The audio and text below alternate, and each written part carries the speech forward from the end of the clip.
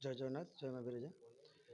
ଆଜି ଯେଉଁ ପ୍ରଜାପତି ବ୍ରହ୍ମା କୁମାରୀ ଈଶ୍ୱରୀୟ ମହାବିଦ୍ୟାଳୟର ଯାଜପୁର ଟାଉନ ଶାଖା ତରଫରୁ ସପ୍ତମ ବାର୍ଷିକ ଉତ୍ସବରେ ଏହି ଯୋଗଦାନ ଅବସରରେ ଏକ ଆଧ୍ୟାତ୍ମିକ ଚେତନା, ସଦ୍ଭାବନା, ଏଇ ଯେଉଁ ଆଧ୍ୟାତ୍ମିକ କାର୍ଯ୍ୟକ୍ରମ ପ୍ରାୟ ଏଠି ଅନେକ ଭକ୍ତମାନ ରହିଛନ୍ତି ଯେଉଁ ଶ୍ରଦ୍ଧାଳୁ ସେମାନଙ୍କର ଅଂଶଗ୍ରହଣ କରିଥିଲୁ। ସେମାନଙ୍କର ଏଇ ତାଙ୍କର ପଚାରିକ ଯେଉଁ ଭାବନା ରହିଛି, ଆଧ୍ୟାତ୍ମିକ ଭାବନା, ସେ ବି ମଧ୍ୟ ପ୍ରଚାର ସମସ୍ତଙ୍କ ଜୀବନରେ ଶାନ୍ତି ଆଉ ସଦ୍ବୁଦ୍ଧି ପାଇଁ ଚେତନା ଜାଗ୍ରତ ହେଉ, ସେଥିପାଇଁ ଓମ୍ ଶାନ୍ତି ଆଉ ଈଶ୍ୱରୀୟ ବିଦ୍ୟାଳୟ ଯେଉଁ ରହିଛି ତାଙ୍କର ପ୍ରଚେଷ୍ଟା ଜାରି ରହିଛି।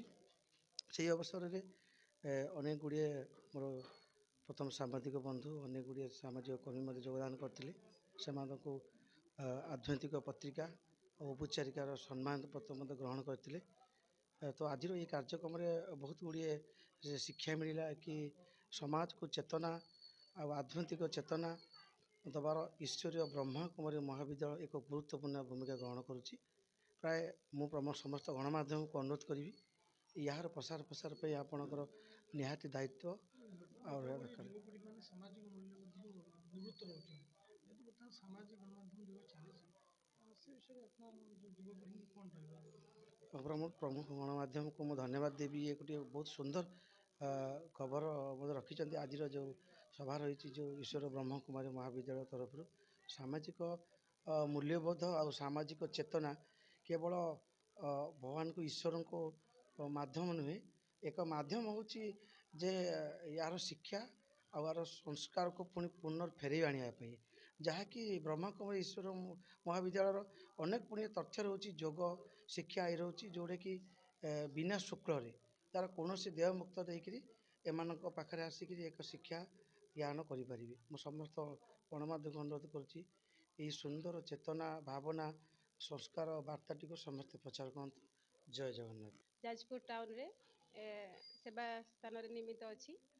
ତ ଆମର ଲକ୍ଷ୍ୟ ହେଲା ବ୍ରହ୍ମାକୁମାରୀ ଈଶ୍ୱରୀୟ ବିଶ୍ୱବିଦ୍ୟାଳୟ ମାଧ୍ୟମରେ ପ୍ରତ୍ୟେକ ସର୍ବସାଧାରଣମାନଙ୍କୁ ଆତ୍ମସଚେତନତା ଏବଂ ପ୍ରକୃତିରେ ଭଗବାନଙ୍କର ପରିଚୟ, ଆମ ନିଜର ପରିଚୟ, ଏ ସୃଷ୍ଟିର ରହସ୍ୟ ବିଷୟରେ ସମସ୍ତେ ଜାଣନ୍ତୁ ଏବଂ ବାସ୍ତବ ସୁଖ ଶାନ୍ତିକୁ ପ୍ରାପ୍ତି କରିବା ପାଇଁ ଏହି ବ୍ରହ୍ମାକୁମାରୀ ଈଶ୍ୱରୀୟ ବିଶ୍ୱବିଦ୍ୟାଳୟ ମାଧ୍ୟମରେ ଯାହା କିଛି ଶିକ୍ଷା ପ୍ରଦାନ କରାଯାଉଛି ତାକୁ ଦୈନନ୍ଦିନ ଜୀବନରେ ଧାରଣ କରି ଆମେ ପ୍ରତ୍ୟେକ ଦିନ କେମିତି ଟେନସନ୍ ଫ୍ରି ରହିବା, ସୁଖ ଶାନ୍ତିରେ ରହିପାରିବା ଏବଂ ବିଶେଷ କରି ଆମର ଲାଇଫକୁ କେମିତି ସକ୍ସେସଫୁଲ୍ କରିପାରିବା।